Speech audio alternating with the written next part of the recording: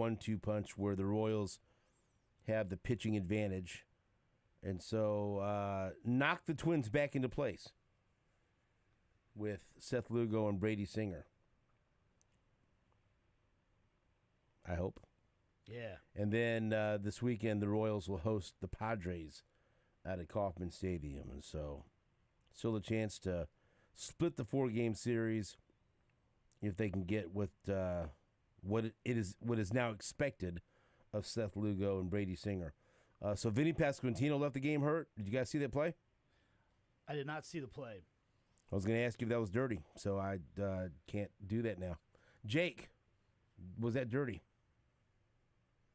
I watched it from many different angles, and I think it was reckless, but I don't know if it was dirty. Like I think it was a hard play. Like if there was ever a guy that should avoid contact, it's Byron Buxton. Right. Because if there's a strong wind, then he gets injured. So I don't know. There were a lot of people pissed off online. I mean, when it happened, pissed off. Well, when it happened, you didn't know how bad Pasquantino was hurt. Right. You're fearing the worst.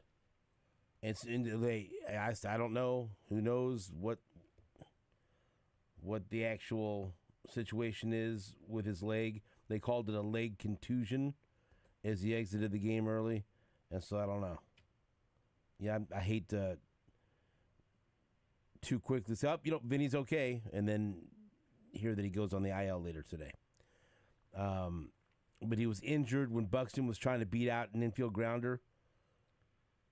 Vinny stretched high to receive the throw from Garcia, and Buxton's knee made contact with Pasquantino's lower leg as he stepped past the first base bag. Did they make the bases bigger to avoid this? They did. All right. I mean, it didn't look intentional. Yeah, if he did that on purpose, that's really clever. I mean, because he looks like he's just focused on the bag and trying to get there as fast as possible. But who knows? I can't read somebody's mind, but that doesn't look intentional to me. The Royals announced that X-rays were negative, and Pasquantino is considered day-to-day. Enough people were asking online. I thought I would. Yeah. I mean, there was a lot more. There was a lot more of the bag, that he could have used. I mean, he was right on that inside. You're right. If there's going to be a collision between Pasquantino and Buxton, Buxton's the one that you feel like is more likely to be on the injured list afterwards. I don't know. Right. I don't know. I keep watching it. I think it's just a hard play. Yeah, he's just trying to run it out, I think. And I think it's unfortunate. He was just that high throw had him stretching off, and it just kind of hit him awkward. Hopefully he's nothing serious. Contusion. Let's hear Matt Quattrero was asked about Vinny Pasquantino's injury at first base after the game, and that had to scare the Royals as soon as you saw it. Like, it scared me when I saw it. I'm like, oh boy, that could be bad. But here's what Matt Quattrero said after the game. Yeah, he just has a contusion to the nerve on the side of his leg. He's going to be fine day to day, but just have to wait for it to feel a little bit better. Where exactly did he come up with the injury from your vantage point? Like on his leg, like where is that? Yeah, on the side of his leg. On the side of his shin or side of his calf. Well, it seems like a lot of little things just didn't quite break the right way tonight. Yeah, I mean, defense. Let's start with defense. We made some nice defensive plays. We, gave up a run on a misplayed ball, but I don't think there was we weren't kicking the ball all over the place, but in a close game, that's what happens. How would you categorize Cole Reagan's start tonight? Yeah, he threw the ball well. I mean, they got to him early. He got in some bad counts. The 3-0 count to Correa kind of set up the whole inning. But threw the ball really well, managed it after that. It's 30 pitches in the first and was able to get through 5 with 3 runs on the board. So wasn't bad. Wasn't his best outing of the year for sure, but he worked really hard to keep us in the game. And offensively, what kind of challenge did Wes Richardson present to you guys? Yeah, he threw a lot of sliders, and it didn't seem like we were picking it up. It's a high release. It's unique, pitch perspective for the slider, and we didn't do much with it. You've had 2 other, I think, 3-game losing streaks this year, just little blips. Turned them around immediately, like won 3 straight after one and won 4 straight after the other. What's the key to making sure a hiccup doesn't turn into something bigger?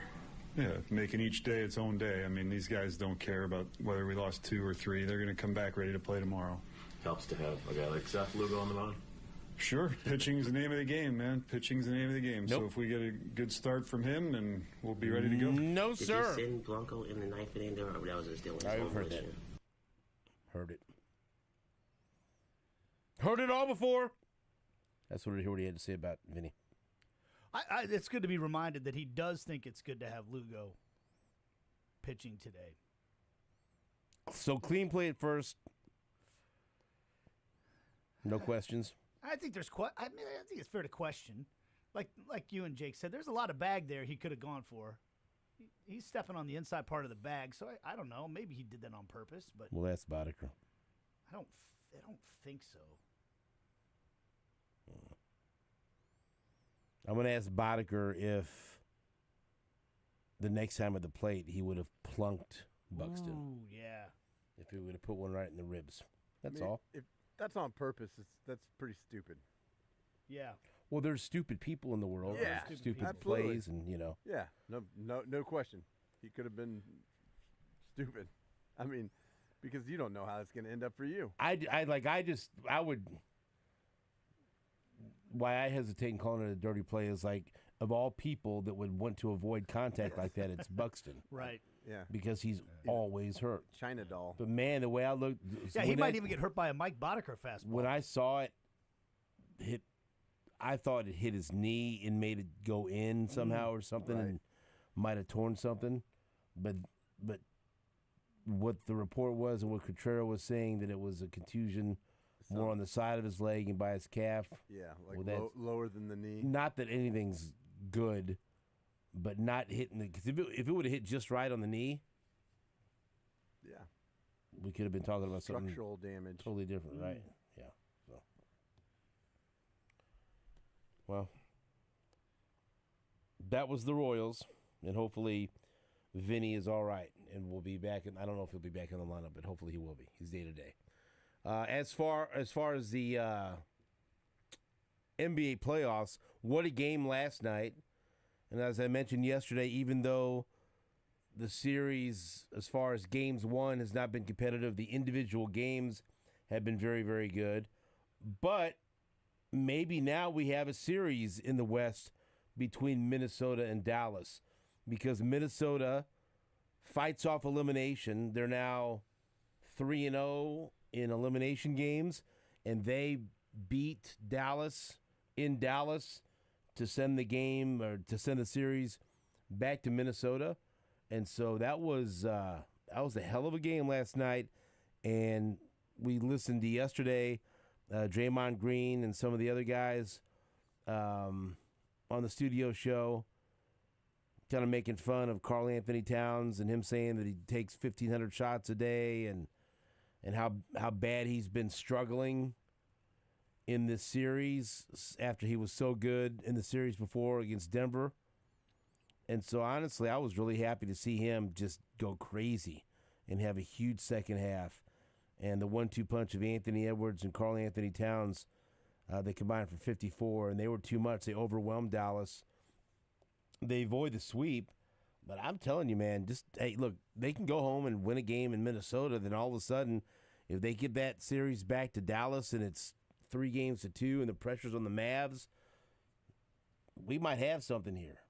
Look, Dallas won 3 in a row. Why can't Minnesota win 3 in a row?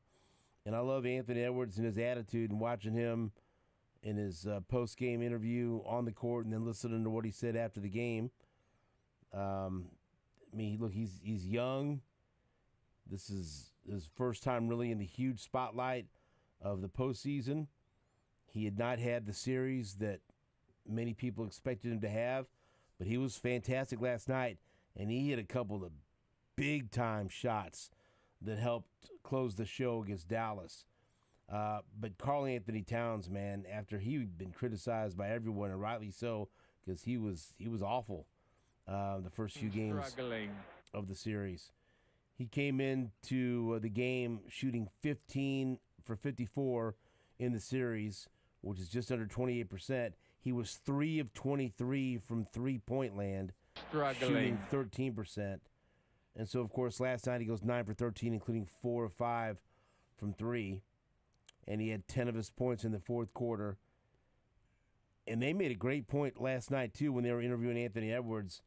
I can't remember who the reporter was, but she asked him, she said, you guys have led with 5 minutes to go in every game of this series. And I'm just like, damn, they've led in every game with 5 minutes to go. She said, what was different this time? Why did you guys win? And Anthony Edwards said, you know what? I was more aggressive. He goes, I just didn't go run to the corner. I didn't defer. He goes, I was more aggressive. I went after it. And he did. And he was good. And so, that was fun to watch last night. Luka hit that incredible three where he was fouled. But then, of course, after making a miraculous three where he was fouled, he misses the free throw. And that took the wind out of the sails of the Mavs. But I don't know if they still weren't going to come back because it was the T-Wolves night last night. So, you guys think, I think Minnesota wins the next game. I think they get back to 6, and then it's on. And then we got a series. Hope so. That'd be great. Because the games, like you have pointed out, have been really good. So I hope it turns into a good series. Looks like the 1,500 shots a game or day paid off for Towns. Right. Last night, finally. Yeah, he was awesome. That game was awesome. Yeah.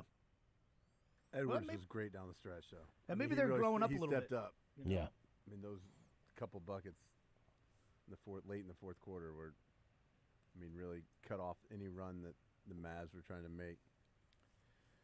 It does feel like a lot of times you have to go through some moments like this as a young team with young great players to understand what it takes to win at this level in the postseason, and those little decisions about being aggressive and all that down the stretch, making smart plays, winning plays in these close games, and maybe that's something that the Timberwolves are learning right now.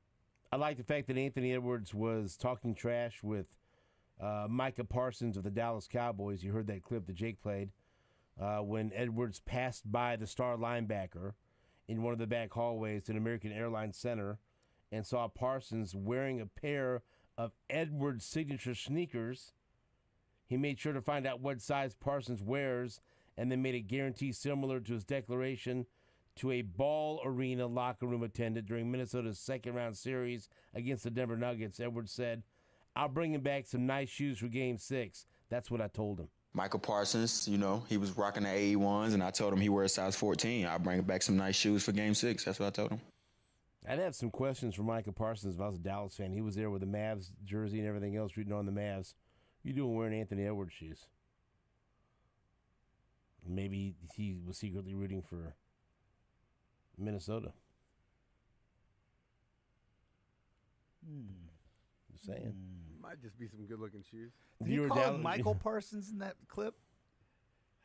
Like you said Michael, but maybe I heard that wrong. Michael Parsons. Micah. Maybe said Micah. Yeah. Boy, you don't like this Anthony Edwards. You criticize everything this kid does. I just thought he said Michael Parsons. Micah. It sounds like he says Michael. Michael Parsons. Maybe Micah. not. Okay. Micah Parsons. Michael Parsons. Yeah, he got it. No, he's a great. I'm not criticizing. Why don't you like that kid?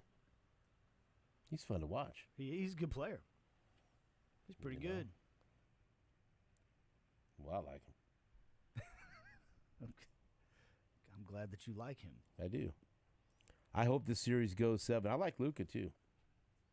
He's hard to watch. I like watching both these teams. It's not hard to watch. We've had some Hard to hot watch. takes about the NBA playoffs. Some really interesting I stand takes. with Lebo. Tough watch. Right. So they're Adidas. I wonder if Micah Parsons is an Adidas guy. I don't know. Well, Kyrie's an Adidas guy, isn't he? Can he wear some Adidas? Am I wrong about that? Just throwing. I don't know. Yeah, probably wouldn't be wearing their shoes though. Yeah, it seems like that doesn't make sense, but whatever. He can wear what he wants. Brown shoes with the tassels on them. That Let the Dallas fans pick him apart. I'm just glad we get a longer series, dude, because that was going to be way too long in between games. Yeah. Because we don't get game one of the finals until June 6th. So, yes, he was asking me, who are you rooting for? I said, well, I'm rooting for the series to be extended because that gives me more things to talk about on the show. Right. And if the series ends right now, then we have over a full week with no basketball to talk about. And me no like. So, also, if you follow me on the X, I retweeted this in the 4 o'clock hour this morning. The heavyweight championship rematch between Tyson Fury and Alexander Usyk. The terrific fight that took place just a couple of weeks ago, won by Alexander Usyk. The rematch has been set for December 21st in Saudi Arabia. So Usyk, now the undisputed heavyweight champion, will defend those titles in a rematch against Tyson Fury on December 21st. They signed a 2-fight deal originally. The rematch was going to be on October 12th. But as Kevin Iole correctly indicated on the show, he thought both fighters suffered a little bit too much punishment to have that quick turnaround. And so this allows them to get a little bit more rest and prepare themselves for a full training camp and get ready for what hopes to be another terrific fight on December 21st. I will not be as aggressive in picking Alexander Usyk in the rematch. I think he'll win, but that fight was close enough to where if Tyson Fury makes some adjustments, then I could see him winning the decision. I'll still lean towards Usyk, 60-40. But as you know, I was all in on Usyk winning the first fight, and it paid off for me handsomely. And so this next fight, I still feel like Usyk will win, but not as confident. But I think he'll win. But I'm glad they are. I'm glad they're getting back at it in December, and so that's going to be fun. Tyson Fury looking to avenge his first loss against the still undisputed heavyweight champion Alexander Usyk. We will take a break. Back after this on WHB.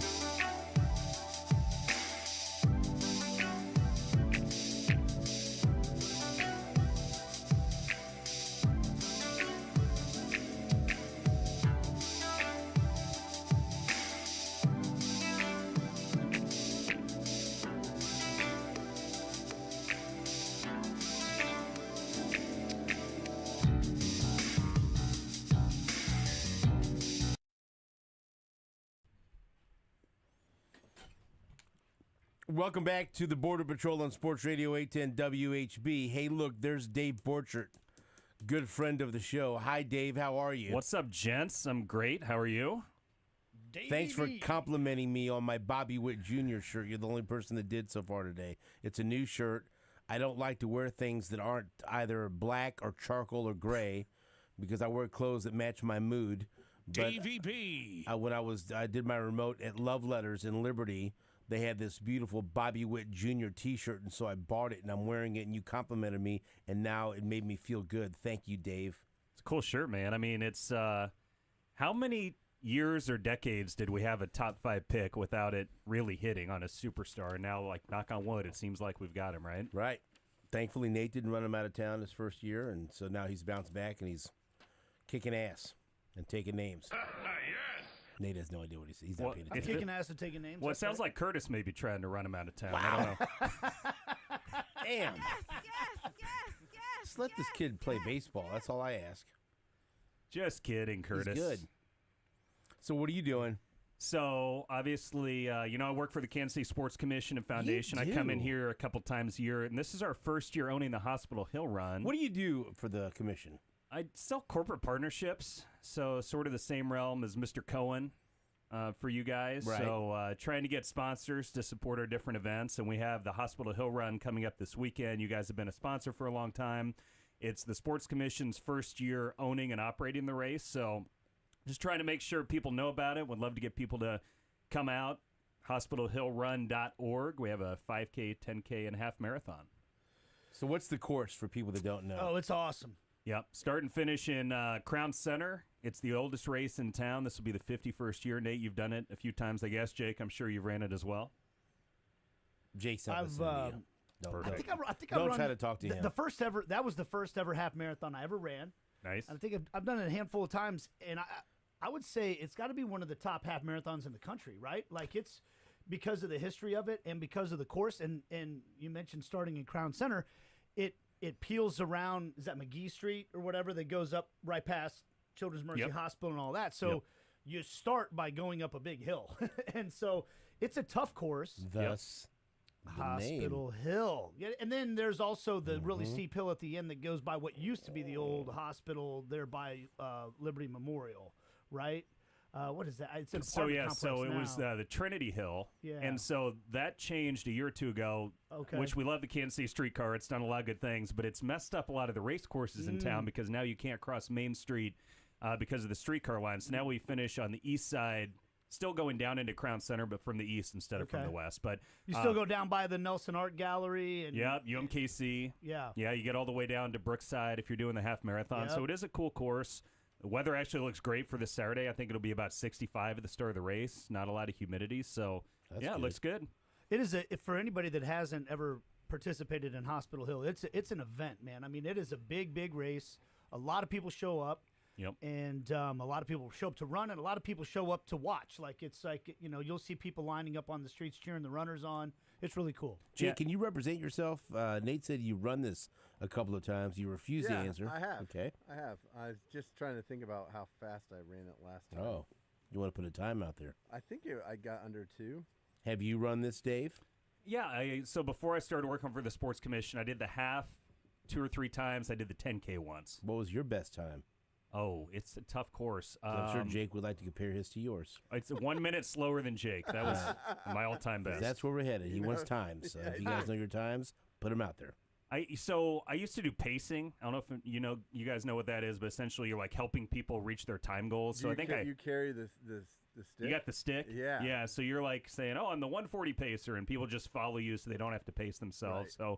So I was the 140 helpful. pacer for this race once. And that was fun. I've never been a pacer, so you would love it, dude. Well, actually, you have to. Right now, I would not. Yeah, be maybe you very wouldn't. I don't know. I would be. My pace would be real slow and be like 9-minute mile over So here. when is the race? It's this Saturday. So How it's can coming up people very get soon. involved? HospitalHillRun.org if you want to volunteer, if you want to come run, if you want to walk the race. Again, we have a 5K, 10K, half marathon. It is a fundraiser for our nonprofit, the Kansas City Sports Commission, and we also donate a portion of the proceeds from every race entry to Children's Mercy. So that's a great partnership. It's at the same time as Big Slick, so Children's Mercy's obviously got a lot going on here in the next few days, but we'll have an honorary starter from Children's Mercy, and then we'll have a cool activation near the Children's Mercy Hospital, like you said, on the Hospital Hill, where we'll have some cool signs and artwork designed from some of the Children's Mercy kids. So really excited for that partnership as well. Obviously, they do so much great work in Kansas City. If you would like to volunteer, like what are some of the duties that you need volunteers for? Passing out water, medals at the finish line. We always need people along the course to help keep the race course safe. So that's some good stuff. We have packet pickup Friday where people come and get their race shirts and the race bibs and all that stuff. That's at the Crown Center Ice Terrace. So, we'd love to have people come out, volunteer, spectate. Like you said, Nate, tons of people come out and spectate. This is the oldest race in Kansas City, so this will be the 51st running of the Hospital Hill Run. It's been around forever. I mean, if it's an older race than me, it's an old race. So it's 51st year this year. Do you walk around and oversee things? Are you like Grand Marshal? Do you run it all? What do you do? No, I'd say more of an overseer. We're making sure the sponsors are happy, and then just trying to put out any issues that might come up. But no, the weather looks good. Everybody after the race gets a free burnt end barbecue breakfast burrito. Oh, really? Some free beer and hard seltzer from our friends at Central States Beverage. Free post-race massages, photos, all that sort of stuff. So no, it's is that all there in the Crown Center area, right? It is, yeah. So I think when we were growing up, or maybe even before COVID, they'd have the fountains open and kids would be splashing in the fountains. They kind of closed that off, but it's in that area where the fountains are. Kona Ice will be down there, so it should be a really nice morning for it. It's supposed to be in the 70s Saturday morning, so it should be a great time for the after party. A couple of late nights, I actually bathed in those fountains back in the day. Oh, yeah. Just to clean myself. The stench of the night before. What type of bath was it? Was it a certain type? Sure it was. Yeah. I'm not going to say it, but wink, wink, nudge, nudge. No poor's bath. Well, the promotion of this race is Did you ever have certainly some of gone off that the at your rails. zoo job in the brief period? Was there any stories or bathing from that? No, I was a man's man there. Okay. That's why I used to sleep in a one-man tent out there by the water. Man's man. Yeah. That's funny. I led the nocturnal safaris. So, you ever need me to so many talk about potential the jokes. animals? Hey, and trust me, they were all relevant. There were some things you could joke about, but it was a wonderful time. I love the zoo. That's funny. Hey, totally unrelated to Hospital Hill Run, but you got this guy on every Thursday who likes to talk trash about pickleball. Oh boy. And I heard it last week. Oh boy. And I just... Oh, Gary Dieter? Yes, Gary He Dieter. loves pickleball, but he says he's the best. He does. And he says he's never lost to you. Well, I'd say both those statements are false. He's not the best, and he has lost to you. He's not the best. Yeah, we've faced off several times. We've even played together, even though he probably wouldn't want to admit it. But, yeah, he's... I think you shouldn't want to admit it. Well, that's true. I mean, there's... What were the teams when you beat him? Let's see. So I could have specifics for tomorrow. So I played with Isaiah Peel, former pickleball manager at Chicken and Pickle. Okay. And we beat Gehrig and a partner in a tournament. Gehrig missed the round-robin games. He showed up a little late, which I know would shock you. But showed up there for the single elimination portion of the tournament. Well, he consistently blames his partner. Was he the better of the two? I'd say that's accurate. So it probably was his partner's fault? Well, his partner was worse, but I think we made the decision to hit to him, knowing it would make it more competitive. Because if we hit to his partner, it would have been like 11-0. So, make it a little bit of a challenge, we hit to Gehrig. But no, I'd like to just throw out the gauntlet. Anytime he wants to play, singles, doubles, I will take Jake or Nate or whoever wants to partner with me and, just kick his butt. Man, that's really cocky. You're willing to take me on your team. Oh, But you got some skill, I'm sure. I've seen Davey B play, and it's not close. He's head and shoulders better than Dieter at pickleball. Thank you, sir. You want to go to the Royals game with us on June 13th? Oh, you know what? I'm so glad you said that because I've been hearing you put together this guest list, and I was just hoping. I didn't want to invite myself. But I asked you. Yes, I would love to I go. invited Put your you. name on the list. Put his name on the list. I Thank actually you. sent out the text yesterday Why am I not on it? because you can only text 20 people. Oh, okay. Because I've been waiting for this text, I but I'm sent it glad that yesterday. it exists. It exists. 'Cause I sent didn't see I it. sent it yesterday. All right. Boddicker, did you get it? He got it. Okay. No, thank you. I'd love to go. It reminds me of this stuff. I mean, we used to do this all the time when I was here 15, 20 years ago. So this sounds great.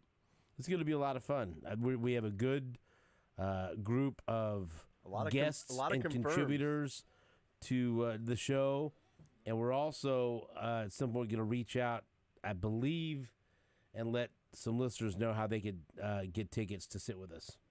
So that I'll be honest with you, that could be a huge mistake. I was gonna say, you said you believe you're doing that. You don't seem super confident. Because I don't know that I want to.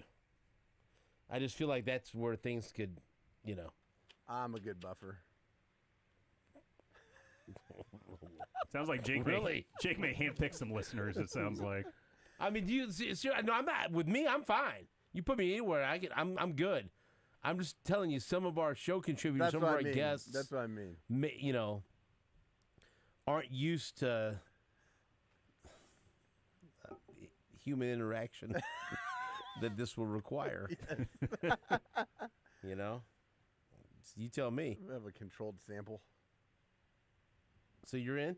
Oh, yeah, dude. I've heard you guys talking about it for a few weeks. That sounds awesome. It's the Yankees series, right? Yeah, that sounds great. It's a Thursday afternoon game. Would love to go. Are you going or are you out of this deal? Just be honest. I've been called into work. There you go. It's par for the course. There's nothing wrong with that. I know. It's not like it was a big deal that we've been playing it forever. That's fine. Davey B. Let me know if you need me to bring some tailgate food, some drinks. Okay, go ahead. Carpool. Let me know. I'll help with so whatever. we're gonna tailgate. Yeah. Okay. Yeah. Where's that at? Gabe's gonna be in charge of that. Oh boy. He'll do good. He'll do great. He'll do good. Doesn't look like Steven Can approves you of this at plan. least run some of this by me before it's official? I've even talked to Chad's involved in this. Oh, I know. See, because he called me yesterday and he was giving me up. I go, what are you talking about? He was this. I didn't know at the level he was involved at. He's going. That's the level he's involved. Did you realize that? Jake got really quiet all of a sudden. I did not know that. His name is not on the list. He wrote it down on his calendar because I invited put him on and the he's, text thread, Jake. Oh boy. I go, why don't you go with us? Oh boy. We have a lot of confirms. So it's gonna be great. And is Dave on that list now? He is. I just put his name down and he check mark right next to it. I'm very excited. Now, don't be making promises great. you can't keep. You just said you're going to bring food, so there's going to be a tailgate situation. Yeah, whatever you want off the dollar menu at Mickey D's, baby. You let me know. And what's wrong with that? Nothing. Not the McNuggets. There's nothing wrong with that. Why not? Oh boy. They're such a salty, tasty, delicious treat. No. I think Jake's seen the video of how they make those. Yeah, so have I. I'll watch the video while I eat them. I don't care. There's silicone in them. Same thing they make contact lenses out of. Those can be tasty too if you're done the right way. Cook right, yep. So tell people again about the Hospital Hill Run, please. Yes, thanks again for having me in. Hospital Hill Run this Saturday, 5K, 10K, half marathon. You can get all the info at hospitalhillrun.org. The race supports the Kansas City Sports Commission and Foundation as well as Children's Mercy Hospital, so we'd love to see you this Saturday. Hospitalhillrun.org. Thanks for having me in, guys. I found my time, 1:46:03. That's a good time on that course. It's not bad. Yeah. Where would that put him, like in the out of middle all of the half pack, marathoners, I think that would put Jake in the top for sure. 20% of the That's pretty runners. good. Yeah. He just threw a good time out there. I was looking. I think I got for males, I was 115th out of 547. In my age, I was 14 out of 65. Overall, I was 140 out of 1,000. What age were you when this happened? So this is the last time I ran it was 2021. So you can still look up the results online from This those is very years? impressive. No, I screen grabbed it. Yeah, You of course can. you did. Yeah, it should be on the website. There should be a section that says results, and you can sort by year. But you beat that time, didn't you? I did, but What that's was, okay. What was it? You were pacing 140. I was pacing 140, so I would have Yeah. finished just under 140 theoretically. Yeah. But that was your best time of all the times you've competed? On that course, yes. Oh, well. So, I I did. think it might take trails for me to beat Davey B. Like running. could he on- beat you in the trails? Really? Like cross country? Like that type of You're run? talking about like up and down, I'm talking rocky about, like- terrain. Yeah, I'm talking about like. I'm just. like, I don't think there's any type of race you could beat him in. Like take other you people, out on, yeah. on a but marathon out on a trail course. I don't. Well, so I'll tell you. So the first time I qualified for Boston, I ran like a 3 hour and 13-minute marathon, and then 6 weeks later I did a trail marathon, and it was 6 hours. Yes. So I mean, a trail marathon is like a different animal. Yeah, I did mine in about 5, little Of over course you 5. did. No, You waited till you just did mine in 5. Thanks, just Jake. over 5. It was like 5:08 or something. We'll give people the contact information again, please. Yep, hospitalhillrun.org. Please come out this weekend. Walk, run, volunteer. You can get all the info, register at hospitalhillrun.org. And appreciate it, gentlemen. You guys are great supporters for a long time, and we love the guys here at 810. You're great supporters. Thank you. See? I think. We'll be back after this on WHB.